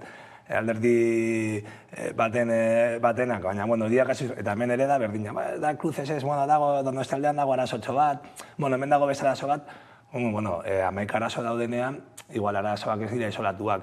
Eta uste dut, egia da politikoki, osasungintza publikoaren kontra jutea, gaur egun ezinezkoa da. Da, aurreko ateratzen zen, ezakite inkesta batean edo horrela, dela jendartearen kezka nagusia edo osa nagusia, delako gure zutabe bat, hezkuntzarekin eta bestelako zerbitzuekin batera. Eta normala da, ez dela sartuko eztabaida horretan. Izango dutena da, mantentzen dela bera baita, daudela moldaketak, lehen pandemia, orain itxortu telematikoa, beste garai, baina momentu batean ikustute agerikan geratuko dela da, daudela bi eredu, edo egiten dugu apostu bat, oinarrizko zerbitzuak egoteko bermatuta, eta hortaz, inbertsioak egiten dira, edo bestela lehenesten duguna da privatizazioa eta zerbitzu horiek enpresa pribatuek ematea. Eta ero, osasungintzaz eta zaintzaz ere aritu izan gara lehenxeago, eta gaur, soldata arrakalaren aurkako eguna, ez da oso ondo zein den izena bera, baina hori xere badakar gaurko egunak, eta horri tiraka gaur Idoia Mendiak iragarri du, proposamena martxoaren 8 jai eguna izateko, nola jaso duzu berri hori? Lehenengo eta da harritzekoa, askotan feministok esan duguna da, ez da egun bat ospatzeko baizik eta borrokatzeko, hori hasteko, jai eguna izatea edo ez izatea, ez dakite, ni kolokan jartzen dut, baina ez dakite jai egunak sindikatuekin negoziatu behar diren ala ez, baina holan nahi dudalako esatea behitu, martxoa 8 gertu daukagunez, zergatik ez dugu jai eguna bihurtzen, apur bat arraro. Eta gaina, nor eta Mendia, enplegu sailburua hori esatea, eta mugimendu batzuk egiten dutenak kontra esanetan jartzen, ez? Hor dekogu soldata arrakalarena, dekogu sektore feminizatuak, orain esan duguna zaintzak eta hezkuntzan eta jantoketan lan egiten dutenak, erresidentzietan jartzen dutenak, oso prekarizatuta daudena, eta horri aurre egin beharrean, jai eguna bihurtuko dugu martxoak 8. Nik uste dut beste lehentasun batzuk dauzela hor, eta horregatik ikusten dut apur bat, ez dakite, eta noiz, nork esan duen eta noiz esan duen, hor martxoa 8 hor daukagunez, ez dakit mugimenduak egiten ditugu, eta ez dira gure eskubideak bermatzeko, baizik eta jai egun bat proposatzeko.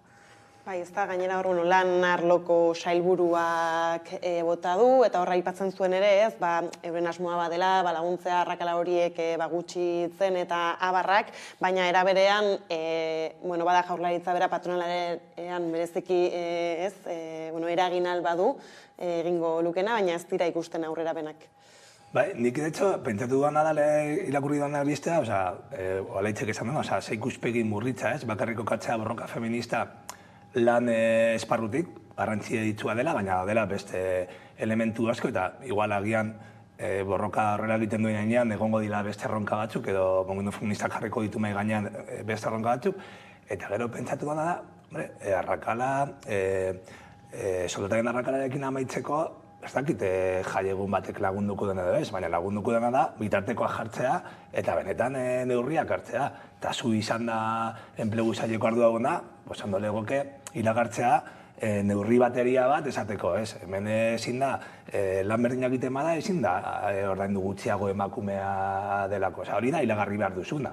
Eta nahi baduzu hori gero ospatu eta lagundu egun jaiegun batekin, bueno, da zure aukera, baina lehenengo aukestu neurriak. Zendik benetan, ez dakit nik benetan orain gaur enpresariok etxaren gogo dira esaten. Martxan 8 jaieguna. Igual pentsatuko apur bat gehiago haber nola ordaindu nire langilei, bueno, ez dut uste egongo dienik oso kezkatuta neurri horrekin. Hala, egon ezkero beste neurri batzuk fiskalizazioa, dekretuak, pues igual patronalak izango luke behar ez nago ados. Osa, jaiegunarekin egongo dira ados, segurazki. Baina beste neurriekin ez, orduan, ez da pizka bat hartu dezagun. Osa, nik uste dela hori, martxan 8 hor dago, hauteskunde ziklo batean gaude, pues bueno, egoteko hemen, esateko hemen nago. Baina, hombre, espero dugu, herritarrok espero dugu beste neurri batzuk hori zuzentzeko. Ez da ipatuzu hor ere ez, borroka eguna izatearen importantzia hori ez, eta ez dakit maiatzen lehena ere esaterako ez, badu jaiegun, baina gero hor ez, bada ez, jendeak jaieguntzat hartzen duela eta honekin ere. Bai, baina, ez dakit, igual, pasagoen garai bat, igual jendea esaten zuen, emakumeen eguna da, eta zorionak, Osa, ez? Eta horren kontra borrokatu dugun guztia, orain, ez dakit atxero pausu bat bezala ikusten dudalako edo dandana, baina batez ere ikusten dudalako egometza besterik ez dela, ez? Batzutan egiten dituzte adierazpen batzuk, ez? Eta gero ikusten duzu, alardean gertatzen diren kontuekin ez dutela ezer egiten, soldata arrakalarekin ez dutela ezer egiten, eta hainbat gauzaekin ez dutela ezer egiten. Azken finean da postureo bat. Ondo gelditzeko eta saltzeko beraien, ez dago proiektu bat, ez dago edukin bat horren atzean. Orduan, niri ez dut ikusten serio. Ez da, eror, soldatan asunto honetaz aparte ere hitz egiten zuen mendiak bultzatuko zituela, gizonezkoak sektore feminizatuetan sartzeko horixe bultzatuko lukeela. Bueno, ez dakit zen neurriekin izango da hori, porque azkenean gizonek daukau ditugun privilegioekin, beti, esan nahi dut, esanketa erreza da, beti baldin badago norbait egoera prekario batean, aukera baldin badago, norbait egiteko lan txaroiek, pertsona horrek egingo du, ez dakit oso ondo, aukera bakarra da, hobetzea esparru horren lan baldintzak. Hobetzen badira, orduan, seguru, gizonak ere egongo diela pres lan horiek egiteko. Ez badira lan baldintzak hobetzen, ez dakit nik nola... Zendiztote borroka izan behar dela, lan baldintza duinak egotea esparru guztietan. Eta ekiritzea gaur egun dauden gertatzen dela, emakumea izateagatik, egingo dituzu lan prekarioenak, lan gogorrenak, zaintza lan guztiak, eta gainera gutxiago kobratuko duzu.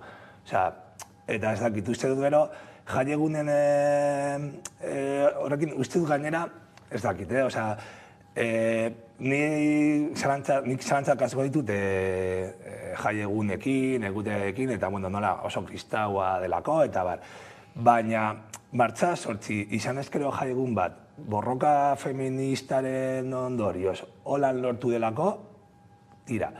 Izatea jaiegun bat, aurten elkano eguna izan den moduan, iruditzen zait bizkat ere bai, surrealista, esan nahi dut.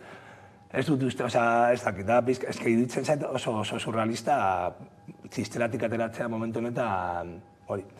Orduan, bueno. Eta gainera, hartzen dute neurri feminista izango balitz moduan. Eta igual, ez dute kontutan hartzen feministek esaten dutena, hori da beraien lehenengo aldarrikapena, ez dut uste.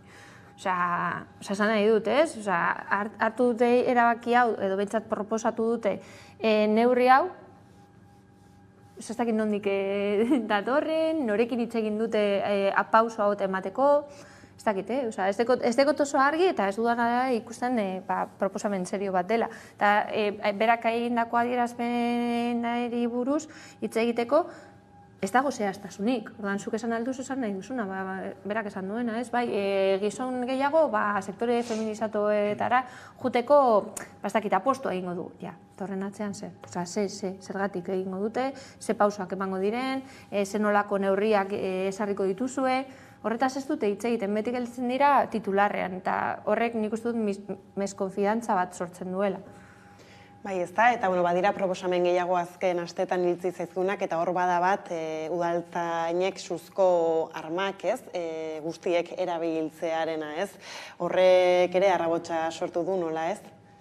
Bai, nik uste hor daudela, gutxienez bi eztabaida edo horrela alde batetik, udalen autonomia. Osa, ben eta berriro, EAJak eta PSOEk jartzen dutela kolokan. Aurrekoan ere bai Tapiaren legearekin, orain horrekin, osea, ez dut udalek daukatela autonomia erabakitzeko, euren langileak, nola jun behar diren, zertarako, zeintzu diren funtsiak, eta bar, osea, ez dut uste goitik erabaki behar denik. Eta bigarrena, eta uste dute sakoneko zega dela, polizia eredua eta segurtasuna bera. Osea, hor sartu behar da, zein da garegun segurtasuna izatea? Osa, norbait egotea arma batekin kaletik hori da segurtasuna? Edo egotea bermatuta oinarrizko zerbitzuak bizitza duin bat izateko hainbat elementuak eta jendea sentitzea segurua bere auzoan, bere lekuan, dagoelako komunitate bat eta bar. Eta bigarrena, osa, ze polizia nahi dugu? Polizi bat armatua bakarrik edo behar duguna da bestelako eredu bat, nik adizetzu sinesten egungo polizia ereduan. Ez du sinesten eta uste dut, niretzako erabat errotik aldatu behar da. Eta hor egon behar da eztabaida bat. Eta gehien bat, jakinda izango direla udal poliziak edo udaltzainak edo herri askotan direla alguazilak. Gero joan behar da herri askota, erraitatera eta ikustea, euren funtzioak ez dela ibiltzea kaletik bakarrik patrullatzen, lan asko egitea, jendarekin egotea, informazio, eramana, hartu... Orduan, egin dezagun, lehenengo gutxi, eztabaida hori modu sakonean eman behar dugu, eta bigarrena, errespetatu realitateak eta errespetatu udalen eskumena esateko nire langileak, hau egingo dute, eta holan joango dira. Ez, gainera hor, eskumen hortaz hitz egiten, ez, orain artean badira udalak, ez dutena gura izan, bauren udaltzainek, pistolak, edo, suzko arma hauek izate gainean, eta, ez da egite nola zertu daiteke nau, baina egia da esaterako Gipuzkoan, ez, gutxiagok eramaten dutela, Bizkaian, baino, ez, eta horrek ere agian badauka zerberatzen. Nik lehenengo eta behin berek aipatutakoa, aurrekoan egon ginen hitz egiten hori jarriko zutela makinak ez hartzeko labanekin hainbat diskoteketan, eta gai bera jarri genuen mai gainean, goaz ondorietara eta ez dugu benetazko nondik datozen arazoak konpontzera, ez? Eta hori lehenengo eta behin ez dut ikusten, bigarrean derrigorrez eraman beharko dute hori pistola bat eta holan ez deko zentzurik, zua ipatutakoa, udaltzen batzuk dauz, eskolak babesten, umeak ateratzerakoan. Benetan, nahi dugu pertsona horiek eukitzea pistola bat, ez dakit nola esan, batzutan nik kontrasan eta ipintzen naute olako gauzak entzutean. Eta nik uste dut, gainera, esan dute hori, muturreko neurria izango zala, noren iritziaren ustez? Osea, nork erabakiko du bada momentu ateratzeko pistola zanik? Osea, ni oso arriskutsua ikusten dut, eta gainera, batez ere derrigorrezkoak izatea, benetan, guztiok behar dute. Eta ez badute nahi, ze botako dute lanetik, ez dago oso ondo zehaztuta, zelan esarriko den hau, gainera, nork eskatu du? Nork eskatu du neurri hau kalean jartzea? Ze urrengoaz izango da, metroko seguritatekoek bebai eramatea, noragoaz? Eta bebai pistolen normalizazioarena, ez? Umeak ikustea, egon zen beste proiektu bat izan zala hurbiltzailearen kontua dela eta, ez? Poliziak izateko hurbilagoa, jendearekin harremanatzeko, ez dakit nik horrek, holako neurria errestuko duen hori hurbilagoak ikustea, ez? Orokorrean nik ez dut bat ere ondo ikusten, eta gainera ikusten dudana da, ze parte hartze gutxi egon den neurri hau aurrera emateko. Ez dut uste gizarteko nahi dugula. Hor dauz gaur egun segurtasunari buruz hitz egiteko foroak eta tailerrak, behintzat Bilbon sortu zirenak, honetaz hitz egin da hor, ez dut uste hor parte hartzen dutenek ados egongo direla. Baina horre aipatu zu Labanen bueltan ere beste hainbat neurri jarri gura direla martxan, eta hor lehenbizikoa Bilbon izango da, ezta? Eta, nolako Bilbo irudikatzen duzu udaltzain guztiekin? Nik uste hor, Bilbon badagola eskumaldetik edo horrela apostu garri behar, datorrela azkunaren garaitik dela, segurtasuna ulertuta modo koerzitiboan edo violentoan, egia da, ematen dituela argitu elektoral batzuk. Hori onartu behar, egia da, gaur egun zabaldu den diskurtso arriskutsua, kaleak, gaina oso lotuta dagoena arrasarekin, migranteekin, hor batzuk eskumatik, eta hemen Bilbon EAJ da eskuma, ikusten dute kaldo de kultibo bat, lortzeko boska batzuk eta horrela, eta hori askunatik oso ondo irakurri zen, esan zuenean Gerral Navajero, orain da, ere bai, kale seguruak, gainera dira olako diskurtsoak, goaz garbitzera, gore ez da hon bergerak goaz garbitzera, goaz eskumatik datozen diskurtsoak, eta nik uste dut motzean eman dituzela boska batzuk, baina epertainean oso arriskutsuak direla. Eta ardune, Bilbo delako hiriburua, saldu nahi den eredu hori, eredu poliziala, kontrola, kamarak, niretzako eramaten gaitu jendarte beste eredu baten, justo eraiki bera ez duguna. Nire uste segurtasuna egon behar da oinarrituta, komunitatean, auzoa, gertuko komertzioa, kale biziak, eta gero, egongo dira beste neurri batzuk, baina erdiko neurria ezin da izan armak, Labanen kontrola eta garbitzea kaleak. Hori ezin da izan erdiguneko politika. Hori izan behar da, elementu batzuk eta erdigunea egon behar da, kale biziak izatea, komertzioak, hori eraikitzea, eta hori eraikitzen da, bestelako figura batekin, Zaraitzek esan duena. Hurbileko pertsonak, daudenak laguntzeko, daudenak informatzeko, daudenak bestelako lan horiek, zaintza lan horiek egiteko. Eta horretarako ez da beharrezkoa arma batera matea. Eta, de hecho, uste dut, Bizkaian, lehen esan duzu Bizkaia Gipuzkoa, Bizkaiko herri egia da igual da biztanleko puragatik. Egia Bizkaian 5.000-tik orako herri askok dira hiriguneak, eta orduan igual lehenesten da polizia eredu hori militarizatuagoa edo horrela, baina badaude herri asko, 2.000 biztanleko herriak eta horrela, hor dagoen alguazila edo udaltzaingoa, segurazki ez du nahi arma bat izan egun osoan gainean. Ez du nahi holan orduan. Alaitzak esan duena, egin dute olako proposamen bat, inorekin kontrastatu barik, eta berriro, un brindis, sartzen duela eztabaida parametro horietan de, violentzaren kontra, violentzia gehiago, baldin badago ez dakizer, violentzia gehiago. Eta horrek bide hori nirez oso arriskutsua da. Gaina zuk aipatu duzu, Gerral Navajero izan zen azkuna garaikoa, pausoak eman ziren, eta ez zuen bali. Orduan, zergatik errepikatzen duzue gauza bera, nahi bali maduzue helburu aldatzea edo lortzea. Eta gero beste aldetik nik uste dut alarma soziala pizten dela, eta mesfidantza bat sortzen dela. Elkar bizitza bultzatu behar egiten dutena da hori mesfidantza lortzea. Nik uste dut ez dela pausu ona, eta gainean nik uste dut oso arriskutza izan daitekela, eta, klaro, ez dago gure eskuetan be hori gelditzea. Besteek erabakiko dute, besteek ez dakit nork jarri alden ez dakit muga bat horri, igual langileek bera, igual haiek esaten dute ez gaude pres horretarako.